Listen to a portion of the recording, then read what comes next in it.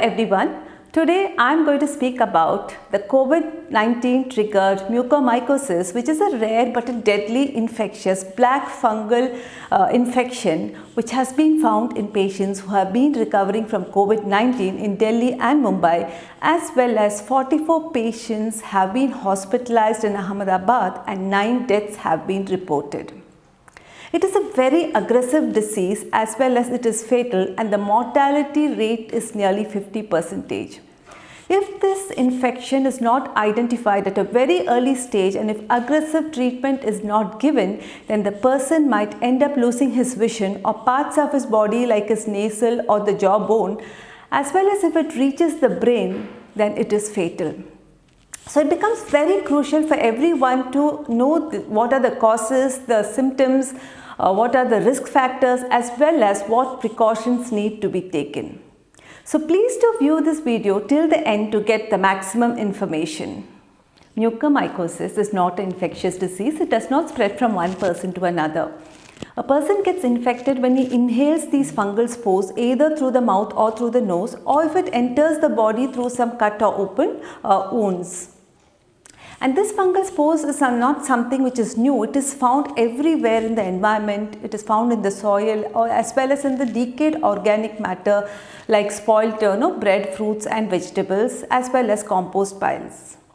And this fungus does not infect everyone. It infects mostly those people who are immunocompromised due to some reason.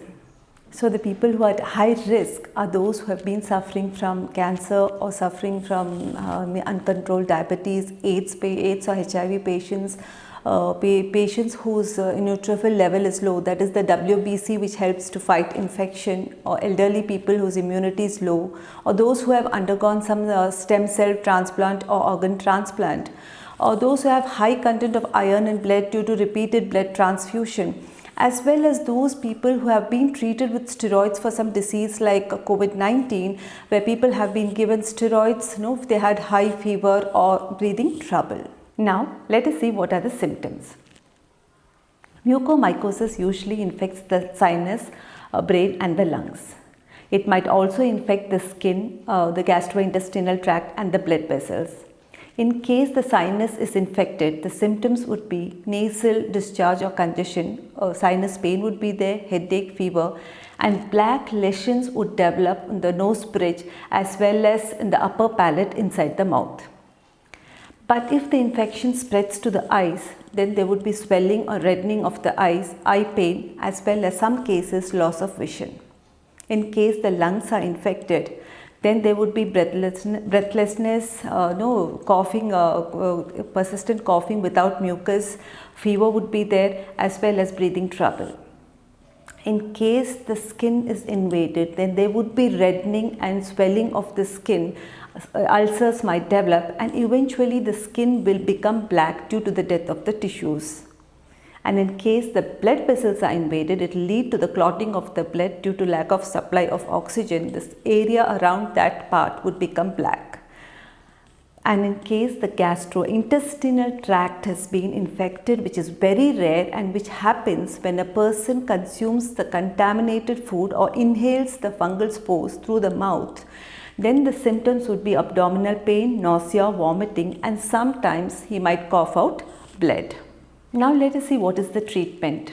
There is no vaccine available for mucormycosis, but in case it is in the early stage, then antifungal medicines like in the form of drugs or injections would be given. But if the infection spreads too much in a larger area and it's uncontrollable, then the only option is surgery, in which the infected tissues would be removed and the person would end up losing a part of his body like eye or maybe the nose or the jaw bones. So it becomes very crucial for the people who are immunocompromised to take a lot of precautions, and in case they find any of these symptoms, to immediately go and consult the doctor. Now let us see what are the precautions you have to take. You need to avoid going to water damaged areas, spoiled food, as well as the construction sites. Next is you need to keep your home environment free from fungus, and for this you need to clean your refrigerator as well as the pantry regularly and dispose the spoiled food immediately. Third thing is that when you're doing some work, when you're coming in contact with the soil like gardening, ensure that you wear your shoes, gloves as well as long sleeved clothes. Keep your wound bandaged and clean always. Ensure that you go for regular checkup and you keep your BP, cholesterol and sugar under control. When you're going out, ensure that you wear the mask, especially if you're an immunocompromised person. And the most important thing is that you need to boost your immunity level. For this, you need to take care of your physical as well as your emotional health. So consume a balanced diet, add a lot of fruits, vegetables and protein-based food to your diet. Keep yourself hydrated throughout the day, sleep well as do exercise regularly. As you all know that precaution is always better than cure. So stay safe and healthy. Hope this information was useful to you, and in case it was useful to you, please do give me a thumbs up. Do subscribe to my channel, The Counseling Corner. Share my video with your friends, and the most important thing is that hit the bell icon so that you get timely notification whenever I post my new video.